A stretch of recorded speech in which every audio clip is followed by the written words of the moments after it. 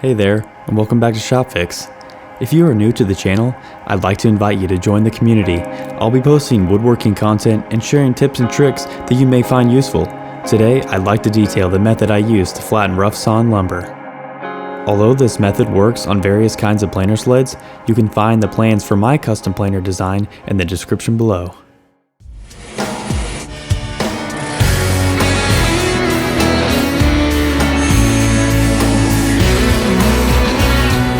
Shopfix, for the love of woodworking. In this first example, we're going to take this cupped rough sawn cherry board and get it perfectly flat with my planer sled. But before we do, we're going to have to cross cut it to size so it can actually fit on the planer sled.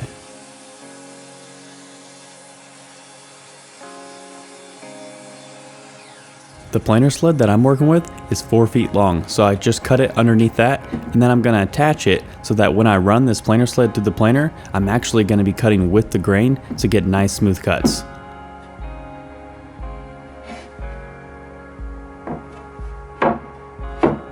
After I got that on, I'm going to need to clamp it to the board so that I can wedge it underneath. If you don't clamp it to the board, when you raise the wedges or insert your own shims, you're just going to lift the board up and you're not going to get an accurate representation underneath to where you need to fill the gaps.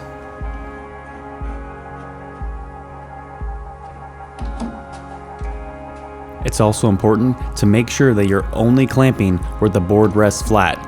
There's not an amount of clamps that you need on the board. If there's not as many areas to clamp because the board doesn't rest flat in a lot of different spaces, then that's fine. Only clamp where the board rests flat.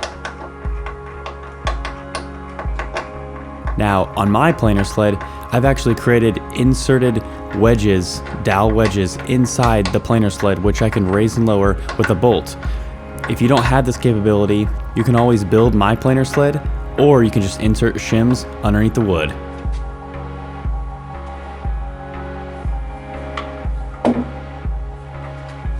Once you've raised your dowel wedges or inserted your wooden shims, then just remove your clamps.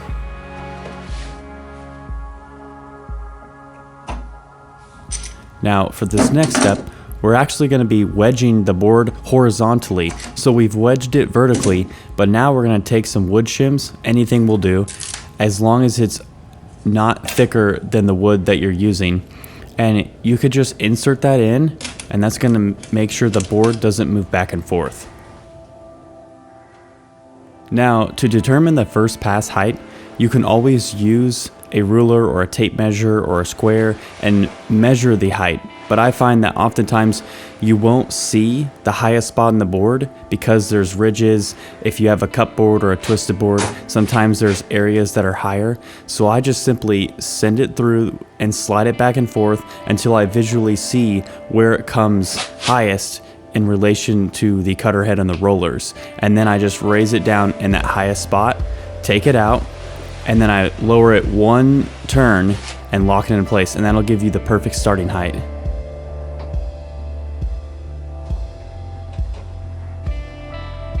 Now we're all set to make our first pass.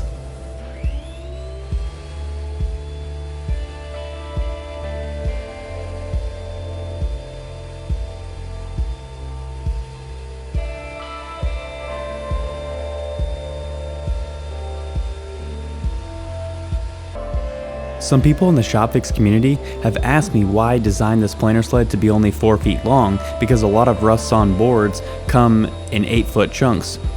Well, the simple answer to that question is that an 8-foot planer sled would be way too heavy to quickly maneuver, especially with the setup that I have. So that's something to keep in mind when you're designing your planer sled. Smaller is lighter and much easier to maneuver.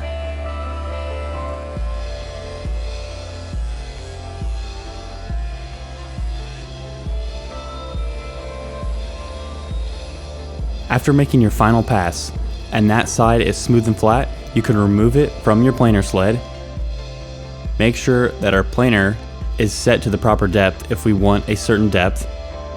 And then we're gonna flip it over, make sure we're cutting with the grain, and then lower it and use that same technique as before to find the height of the first pass.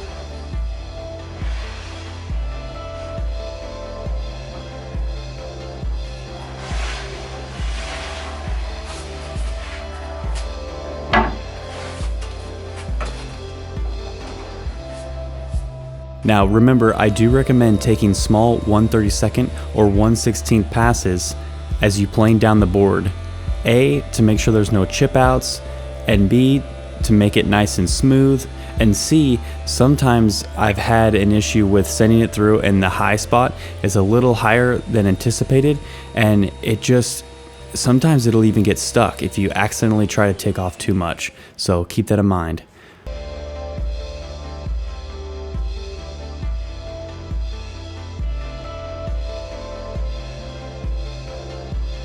If you follow these steps and use a well-made planer sled, you can achieve very accurate results.